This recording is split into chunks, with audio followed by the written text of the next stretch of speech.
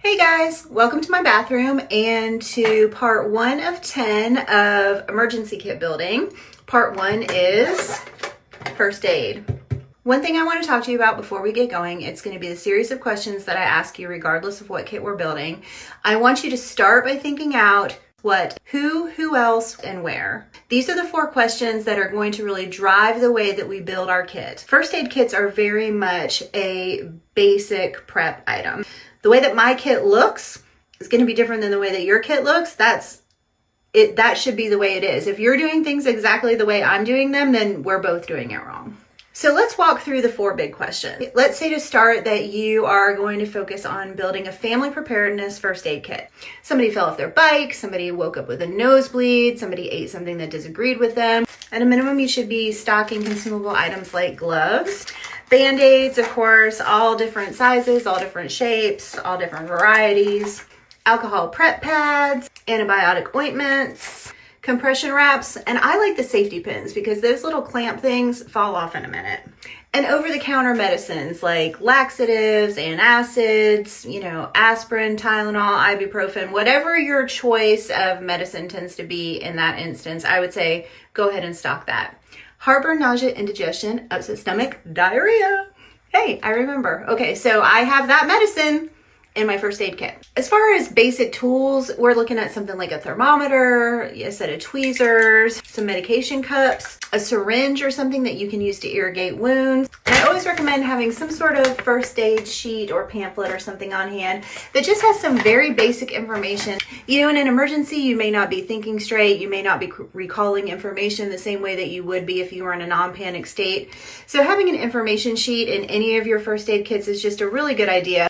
Your family first aid kit may very well be accessed by people like babysitters or visitors to your home. In an emergency situation, the first aid kit may be the place that the person goes originally, but that may not be the end of the incident. You definitely want to make sure that if you have, again, any sort of special needs, special considerations, especially something like allergies or whatnot, that you have that very, very clearly marked in your case. Go ahead and write out poison control. Go ahead and write out, the non-emergency number as well as the, call 911. Make sure that your contact information is in there. And if there's some sort of specific protocol that needs to be followed, then go ahead and write that out and make sure that it is easily accessible. When we're talking about basic first aid, again, we're talking about the kind of daily sorts of bumps and bruises, cuts and scrapes, nuisances that you may encounter. Again, we are not talking about taking this thing into battle. The 4th big question is where. So you need to think about where this kit is going to live. I have kits that live in my EDC. I send kits with my children in their book bags. I have a car kit. I've got my home kit. Where the kit lives has implications of what it can contain, its level of use, and how you're going to, what you're going to do in the next stage response. In my EDC, it's very little space, so I really just have minimum stuff. I've got Neosporin, I've got some gauze pads, I've got a Benadryl itch relief, I've got some alcohol prep pads and some Band-Aids. I have a lot of Band-Aids. Got some first aid antibiotic cream. I've got some wound seal. I have got some Benadryl, some allergy stuff. Let's see here. I've got some burn cream.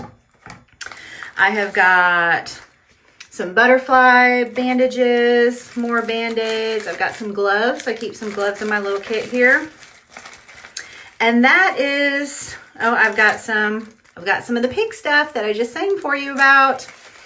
Let's see here. And I have a little suture kit. So that is what I keep with me in this little thing no matter where I go. Now, I do have 2 items that I do consider to be first aid related that I think are relatively untraditional. And so I want to give you a little sneak peek as to what those are. First, a whistle. Quite frankly, I can't think of any situation in which a whistle isn't really useful or at least fun to have. But I like to keep a whistle in any of the first aid kits that I build.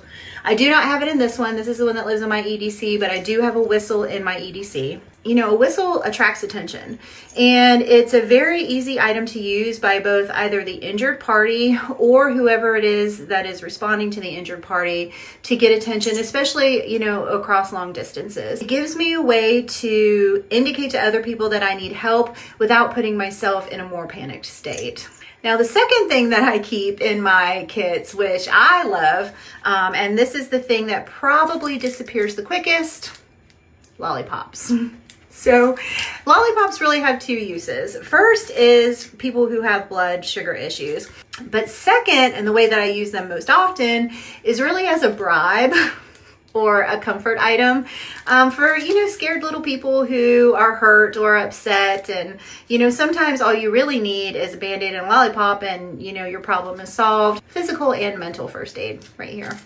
So I hope this overview gave you an idea of how we're going to approach the building of our first aid kit. I am available to answer any questions if you have anything like that, and I will see you guys later. Thank you.